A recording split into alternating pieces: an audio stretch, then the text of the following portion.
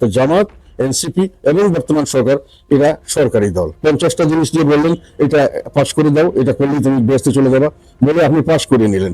এই জিনিসটার বিরুদ্ধে আমি অবস্থান নিচ্ছি। আমি যেটা দেখছি ওনাদের যে ইন্টারিম গভর্নমেন্ট, তারা নিজেরাই বলছেন যে আমাদের নিয়োগদাতা এবং আমাদের অভিভাবক হলো এই ছাত্র সংগঠন এনসিপি, যেটা এখন হয়েছে, এবং তারাদেরকে আবার জামাত থেকে বলছে যে এরা কিন্তু এই সমস্ত এটা আমরা ছিলাম এবং আমরাই সবকিছু গাইড টেড করছি, আমাদের লোকেরাই বিভিন্ন জায়গায় বিভিন্ন, তার মানে তাদের গার্জিয়ান হলো জামাত। তো জামাত, এনসিপি এবং বর্তমান সরকার এরা সরকারি দল, এবং এই সরকারি দল যদি এই অবস্থায় থাকে তাহলে এখনো তারাই কিন্তু দেশ চালাচ্ছে, সবকিছু দিয়ে তাদের কথা মতো দেশ চলে।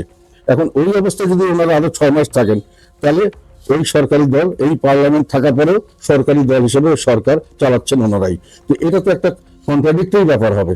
আমি একটা পার্লামেন্ট ইলেকশন করলাম, প্রচুর ব্যয় করলাম, প্রচুর লোক দৌড়দৌড়ি করলো, যাই হোক একটা পার্লামেন্ট তৈরি হলো, সেই পার্লামেন্টকে আপনি ফ্রি একেবারে সভ্যহীন সার্বভৌমভাবে কাজ করার এবং জনগণকে তাদের প্রত্যেকটা পয়েন্টে তাদের মতামত নেওয়ার কোনো দিলেন না। আপনি একসাথে 50টা জিনিস দিয়ে বললেন এটা পাশ করে দাও, এটা করলে তুমি বেহেশতে চলে যাবা, বলে আপনি পাশ করে নিলেন।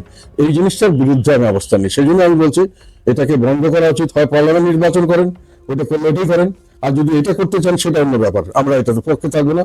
এবং এখনো যে ফল হবে সেটার পক্ষে আমরা থাকতে পারবো না, যেহেতু এটার ব্যাপারে আমাদের সন্দেহ আছে যে এটা সঠিকভাবে হচ্ছে কিনা। সরকারি কর্মকর্তারা যেখানে তাকে ভোট দেওয়ার জন্য চাপ দিচ্ছে, তখন বিভিন্নভাবে যখন প্রচার করাচ্ছে সরকারি পয়সা দিয়ে, এবং যখন যে কোনোভাবে সরকারি কর্মকর্তারা রেজাল্ট দিবে, তখন তো অটোমেটিক্যালি এটার মধ্যে ঘাপলা থাকতেই পারে, এবং সেটাই আমরা ফলাফলই আমরা কিভাবে গ্রহণ করবো।